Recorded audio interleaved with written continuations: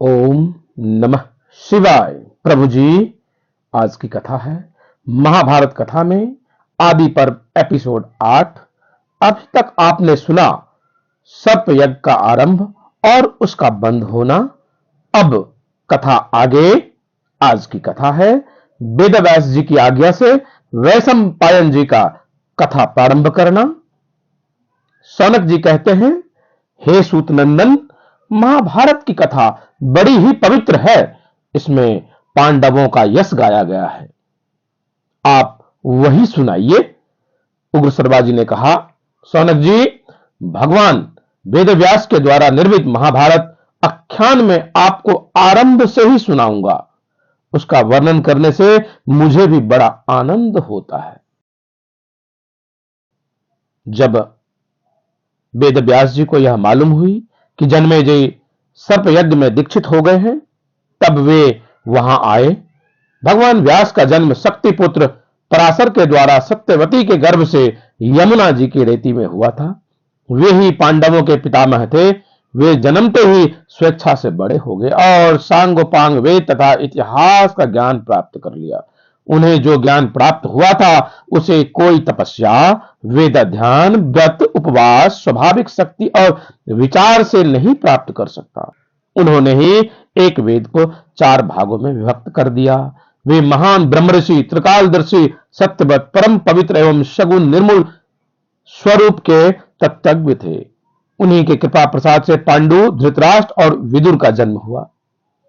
उन्होंने अपने शिष्यों के साथ जन्मेजय के यज्ञ मंडप में प्रवेश किया। उन्हें देख से ही राजर्षि जन्मेजय झटपट सदस्यों के साथ उठकर खड़े हुए और शिष्टाचार पूर्वक यज्ञ मंडप ले आए।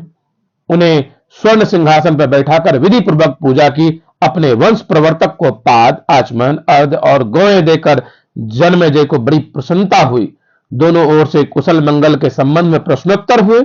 सभी सभासदों ने भगवान व्यास की पूजा की और उन्होंने यथा योग्य सबका सत्कार किया। तदंतर जन्मेजय ने सभासदों के साथ हाथ जोड़कर व्यास जी से यह प्रश्न किया, भगवान, आपने कौरवों और पांडवों को अपनी आंखों से देखा था। मैं चाहता हूं कि आपके मुंह से उसका चरित्र सुनूं। वे तो बड़े धर्मात्मा थे, फिर उन लोगों में अनबन क्या कारण से हुआ? उस घोर संग्राम के होने की नौबत कैसे आई? उसके कारण तो प्राणियों का बड़ा ही विध्वंस हुआ। अवश्य ही दैववश उनका मन युद्ध की ओर झुक गया होगा। आप कृपा करके मुझे उसका पूरा विवरण सुनाइए।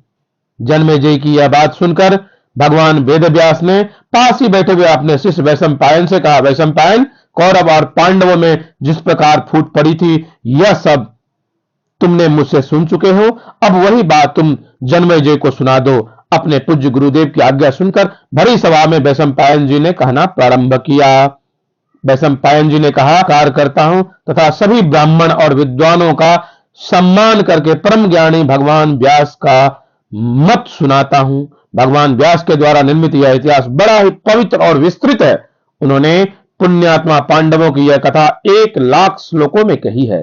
इसके वक्ता और श्रोता ब्रह्मालोक में जाकर देवताओं के समकक्ष हो जाते हैं। यह पवित्र और उत्तम पुराण वेद तुल्य है, सुनने योग्य कथाओं में सर्वोत्तम है और बड़े बड़े ऋषि मुनियों ने इनकी प्रशंसा की है।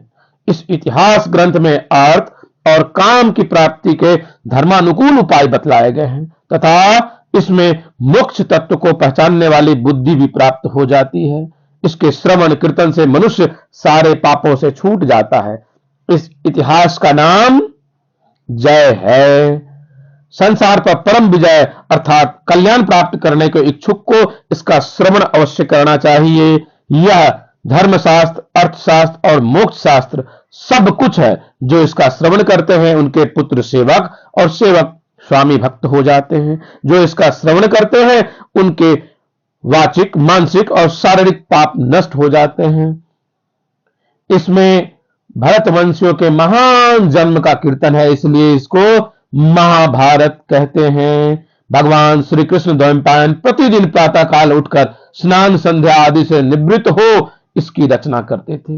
इस प्रकार 3 वर्ष में इस ग्रंथ को पूरा किया गया। इसलिए ब्राह्मण को भी चाहिए कि इन्हें नियम में स्थित होकर ही इस कथा का श्रवण व वर्णन करें।